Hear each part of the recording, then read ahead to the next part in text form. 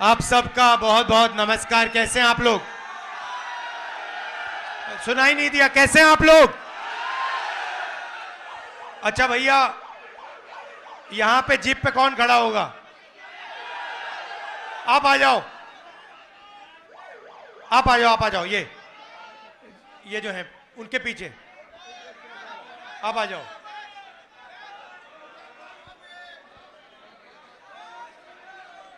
नाम क्या है भैया आपका? कौशिक जी, ऊपर आइए जरा।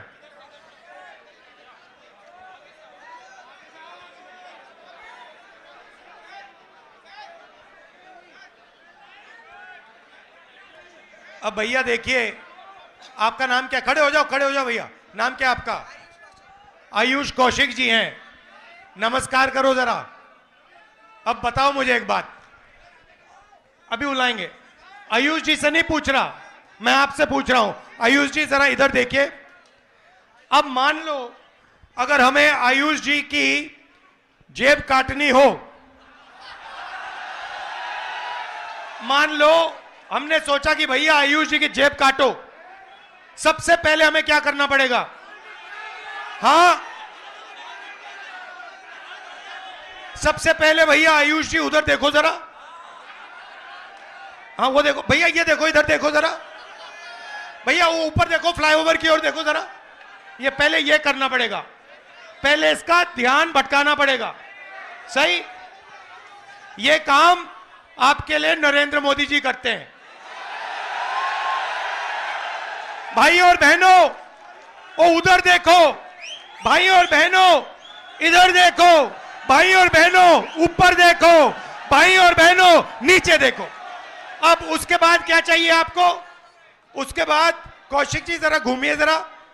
उसके बाद जब उसका ध्यान चला जाएगा, पीछे से कोई आएगा, है ना?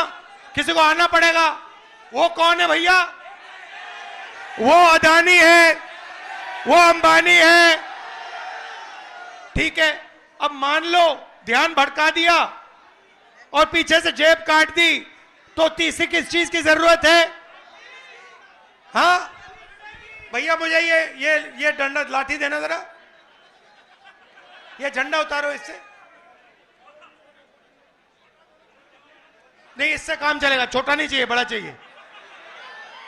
ये तो पहला जो ध्यान भटकाता है नरेंद्र मोदी जी, दूसरा जो जेब काटता है अदानी जी, और तीसरा जो डंडा लिए घूमता है अमित शाह।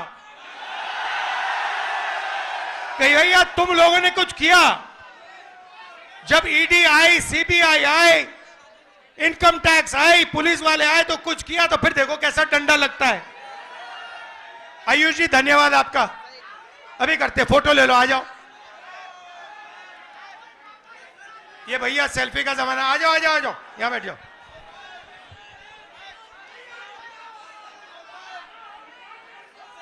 धन्यवाद।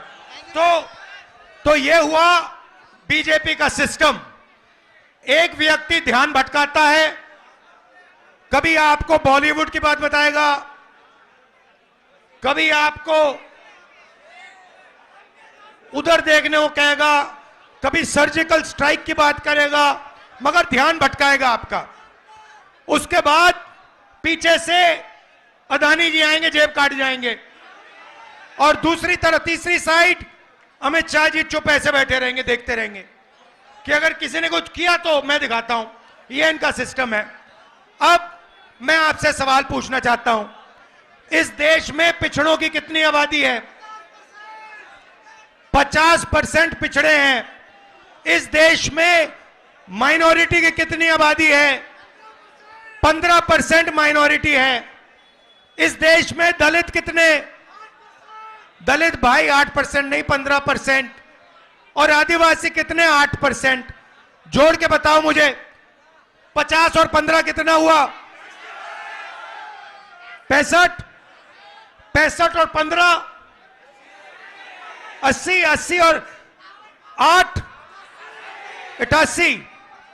भाई और बहनों, मैं आपसे पूछना चाहता हूं, ये जो 90% जनता है इस देश में, दलित, आदिवासी, पिछड़े, माइनॉरिटी, इनको इस देश में कितनी भागीदारी मिल रही है? यह सबसे बड़ा सवाल है।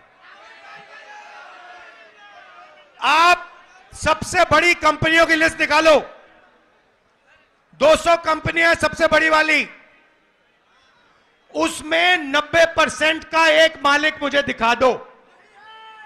आपको एक मालिक 90% का नहीं मिलेगा। उसके बाद आप मैनेजमेंट टीम में की लिस्ट निकालो, उसमें आपको 90% का एक नहीं मिलेगा।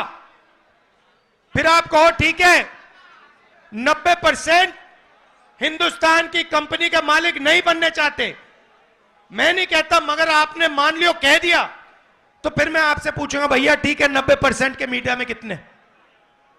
मीडिया में कितने? एक नहीं है।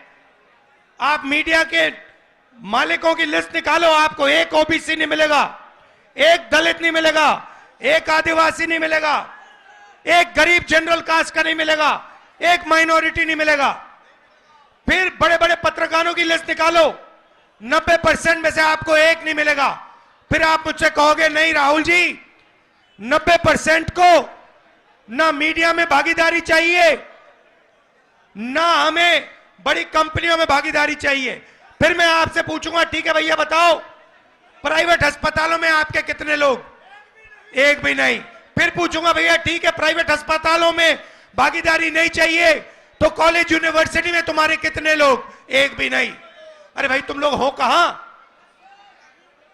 तुम हो कहां? मैं बताता हूं तुम्हें। मनरेगा की लिस्ट निकालो, उसमें आप सब लोगों के नाम दिखेंगे। कॉन्ट्रैक्ट लेबर की लिस्ट निकालो, उसमें आपके सब नाम दिखेंगे। मगर हिंदुस्तान के बड़ी बड़ी कंपनियों में, हाई कोर्ट में, मीडिया में आपके नाम नहीं मिलने वाले। नरेंद्र मोदी जी आपसे कहते हैं कि ये सबका हिंदुस्तान है। ये सबका हिंदुस्तान कैसे है अगर इसमें 90% लोगों को कोई भागीदारी नहीं मिल रही? हमने मैनिफेस्टो में साफ लिखा है, मैं आपको रास्ता भी बता देता हूं। अगर 90% को भागीदारी चाहिए तो पहला कदम, जैसे जब हाथ टूटता है पहला कदम क्या कराते हो आप? एक्सरे कराते हो ना, तो वैसे ही पहला कदम जाति जनगणना है। इससे क्या होगा?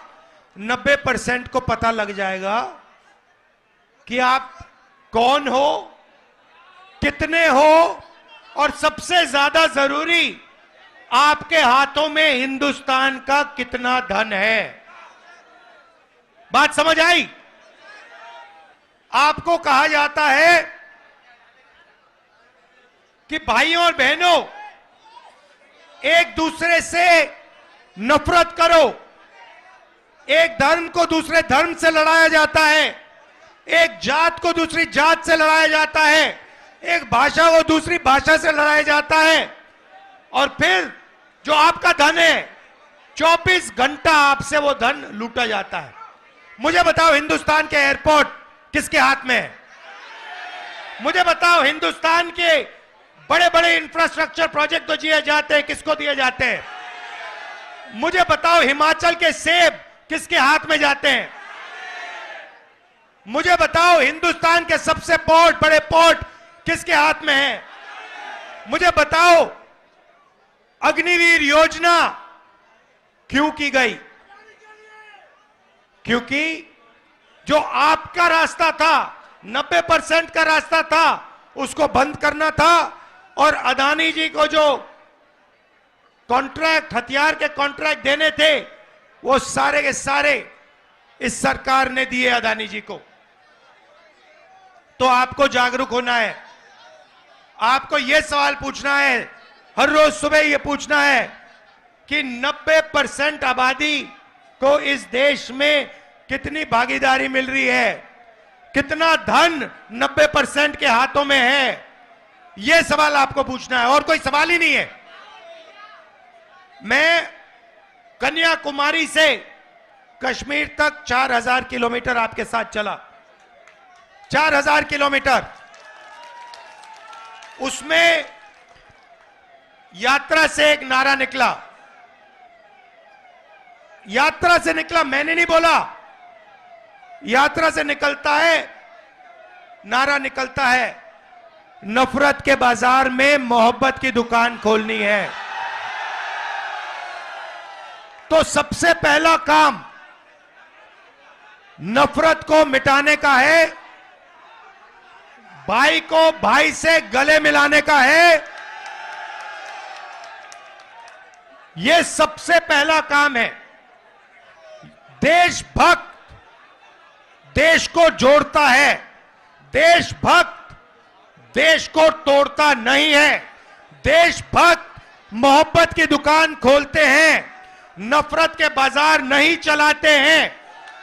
यह मेरा आपके लिए मैसेज है। आप जो भी करते हो करो, मगर सबसे पहले एक बात समझ लो, नफरत को नफरत से नहीं काटा जा सकता। कभी आपने देखा है कि नफरत से नफरत कट गई? जोर से बोलो, देखा है? नफरत मोहब्बत से कटती है। और आप सबके दिल में, सबके दिल में मोहब्बत ही मोहब्बत है। अब सिर्फ आपको वो मोहब्बत दिखानी है, लोगों से गले मिलना है और कहना है कि हम इस देश में नफरत को नहीं फैलने देंगे, हम डरेंगे नहीं, हम मोहब्बत फैलाएंगे, 24 घंटा मोहब्बत फैलाएंगे और नफरत को मोहब्बत से काटेंगे। आप सब यहां आए, इसके लिए दिल से मैं आपका धन्यवाद करता हूं। आपने यात्रा में अपनी पूरी शक्ति दी, आपने अपना प्यार दिया, दिल से आपका धन्यवाद करता हूं। नमस्कार, जय हिंद। ससुराल वालों,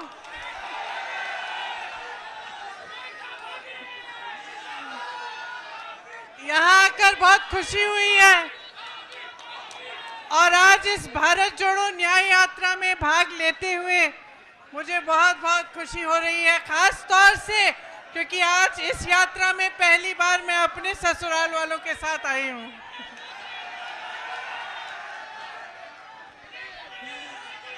तो आपको याद होगा, बोलूं,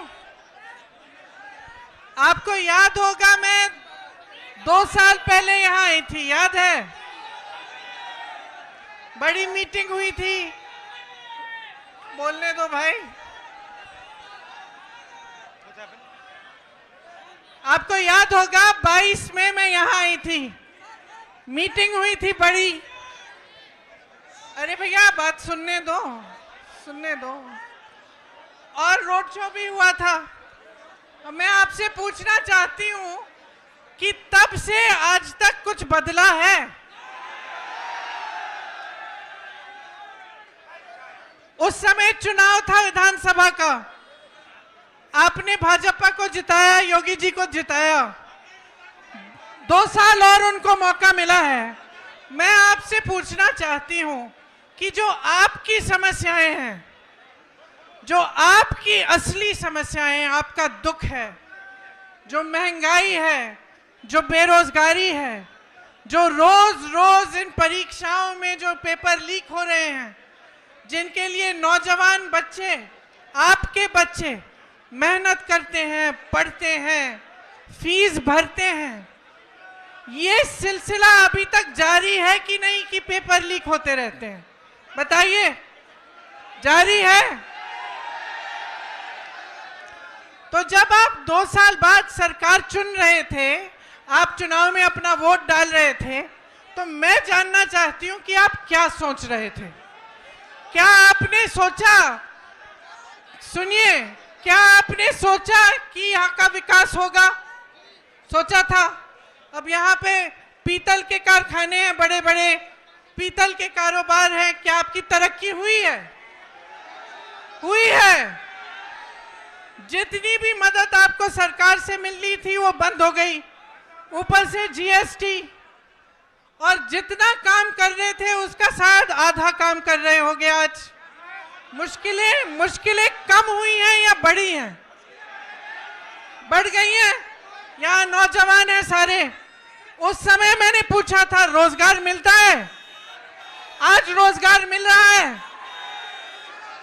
तो ये जो मेहनत कर रहे हो, जो 4-4 बजे सुबह पुलिस में भर्ती होने के लिए दौड़ लगाते हो, तो सेना में भर्ती होने के लिए दौड़ लगाते हो, उसके बाद जब परीक्षा लिखते हो उसके लिए फीस भरते हो, माँ बाप मेहनत करके ट्यूशन में भेजते हैं, ये सब करने के बावजूद क्या होता है? आपको मालूम है कि 28 लाख बच्चों ने, यूपी के 28 लाख बच्चों ने पुलिस का भर्ती का इम्तिहान दिया है। 28 लाख, सोचो। इसका मतलब है कि यूपी के लगभग हर गांव में से 4 या 5 नौजवानों ने ये परीक्षा दी। एक आशा थी, एक उम्मीद थी उनके मन में। ये नहीं कि मुफ्त में कुछ मिल रहा है। पढ़ के मेहनत करके वो चाहते थे अपनी परीक्षा में पास हो। क्या हुआ? पेपर लीक हो गया। अब जब मैं यहाँ आई थी 22 में, तो मैंने आपसे कहा था कि हमने एक घोषणा पत्र बनाया था, उसमें हमने एक पूरा प्लान बनाया था, एक पूरी योजना बनाई थी कि ये जो पेपर लीक बार बार होते हैं, इसको रोकने की क्या योजना हो सकती है। उसमें जॉब कैलेंडर था, उसमें ये था कि एक कमीशन बनेगा और जितना भी अन्याय हुआ है उसको ठीक करने का काम होगा। और जॉब कैलेंडर में हर जो भी डेट था, परीक्षा का डेट, नियुक्ति की डेट, सारी पहले से तय, और जो उससे इधर उधर होता उसके खिलाफ कार्रवाई होती। तो ये तो 2-3 मुद्दे हैं, पूरे 10 मुद्दों का हमने एक पूरा प्लान बनाया था। तो मैं आपसे एक सीधी सीधी बात कहना चाहती हूँ। देखो, चुनाव फिर से आ रहा है कि नहीं? फिर से आपको अपना मत डालना पड़ेगा। अब आप खुद ही देख रहे हो, बार बार भाजपा की सरकार आ रही है, केंद्र में आ रही है, प्रदेश में आ रही है, आपकी बेरोजगारी बढ़ रही है, आपकी मुश्किलें बढ़ रही हैं। तब किसान आंदोलन कर रहे थे 2 साल पहले, आज किसान आंदोलन कर रहा है। तब सड़क पे बैठे थे ठंड में सर्दी में, आज बैठे हैं। तब उनकी सुनवाई नहीं थी, आज उनकी सुनवाई नहीं है। और इसी तरह से आप सोचिए, जब बुलडोजर चलता है इनका, तो किसके घरों पे चलता है? किसके घरों पे चलता है? जोर से बोलो। जिसने 6 किसानों को अपनी जीप के नीचे कुचला, उसके घर पे क्या बुलडोजर चला?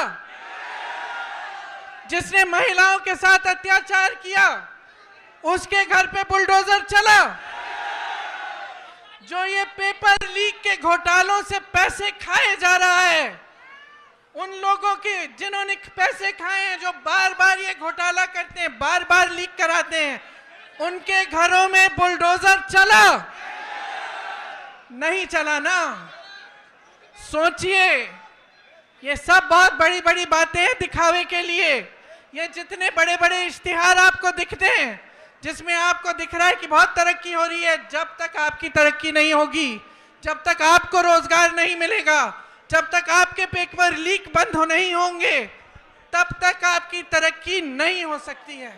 जब तक यहाँ की महिलाएं सुरक्षित ना हो, आगे बढ़ नहीं पाए, तब तक आपकी तरक्की नहीं हो रही है। तो मैं सिर्फ आपको, मैंने उस समय भी बोला और अभी भी बोल रही हूं, अपने अनुभव को देखो, अपने अनुभव को देखो कि भाई 5 सालों में, 10 सालों में मिला क्या है? नौकरी मिली, दुकान जाते हो तो सब्जी खरीद पाते हो। आपको मालूम है गन्ने का जो दाम है, जो आपको मिलना चाहिए सरकार से, वो हर साल, पिछले 7 सालों में हर साल सिर्फ मात्र 7 रुपए गन्ने का दाम बढ़ा है कि नहीं? 7 रुपए, ठीक है? तो मान लो 5 सालों में 35 रुपए बढ़ा होगा। और आप जब सब्जी खरीदने जाते हैं तो कितने बढ़ गए दाम? आलू मिलता है, प्याज मिलती है, टमाटर मिलता है, आप जाते हो 3 चीजों को लेने के लिए, घर आते हो 1 लेके। तो भाई देखो, जब तक आपको खुद समझ में नहीं आएगा, जब तक आप अपने अनुभव पर नहीं उतरोगे, तब तक कुछ नहीं बदलने वाला। हम चीखते चिल्लाते जाएंगे, कुछ नहीं बदलेगा।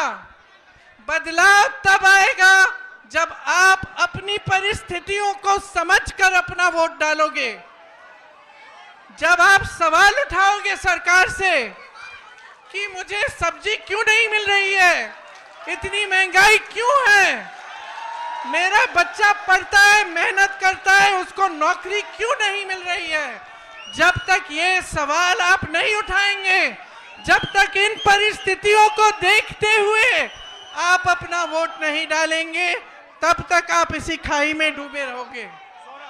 इसीलिए मैं आपसे कहना चाहती हूं, इस खाई में से निकलो। जब वोट डालने जाते हो सोच समझ के अपना वोट दो। कांग्रेस पार्टी के पास योजनाएं हैं, करके दिखाया है, और आप सब अपने ही अनुभव से ये चीज समझते हैं। तो आज आपके बीच आकर मैं सिर्फ इतना कहूंगी कि जो भी वोट आप डालने जा रहे हो, बड़ी बड़ी बातों पे मत डालो, जो ऊपरी दिखावा है उस पे मत डालो। जो तुम्हारी जिंदगी में गुजर रहा है, जो तुम्हारा जीवन है, तुम्हारा अनुभव है, तुम्हारी परिस्थिति है, उसको समझ के कि ये क्यों हो रहा है आपके साथ, तब वोट डालो। ये न्याय यात्रा है। राहुल जी, भारत जोड़ो यात्रा में 4000 किलोमीटर क्यों चले? इस देश को एक रखने के लिए, ये कहने के लिए कि ये देश एक है, सब एकजुट हो जाओ, आगे बढ़ोगे। आज भारत जोड़ो न्याय यात्रा पे निकले हैं, तो इस यात्रा में न्याय शब्द क्यों जोड़ा है? न्याय शब्द इसलिए जोड़ा है क्योंकि आज यहाँ के नौजवानों के साथ, देश के नौजवानों के साथ अन्याय हो रहा है। आज देश की महिलाओं के साथ अन्याय हो रहा है। आप मेहनत करते हैं, आपके पेपर लीक होते हैं। आप मेहनत करते हैं, आपको नौकरी नहीं मिलती, रोजगार नहीं मिलता। आप मेहनत करते हैं, महंगाई का सामना करते हैं। किसानों का जो बकाया होता है वो नहीं मिलता, किसानों के कर्ज माफ नहीं होते, बड़े बड़े उद्योगपतियों के होते हैं। तो देखिए, मैं फिर से आग्रह करूंगी, आज आप इस यात्रा में जुड़ने आए हैं तो हमें देखने नहीं आए हैं, अपनी परिस्थिति को समझने आए हैं, और ये समझने आए हैं कि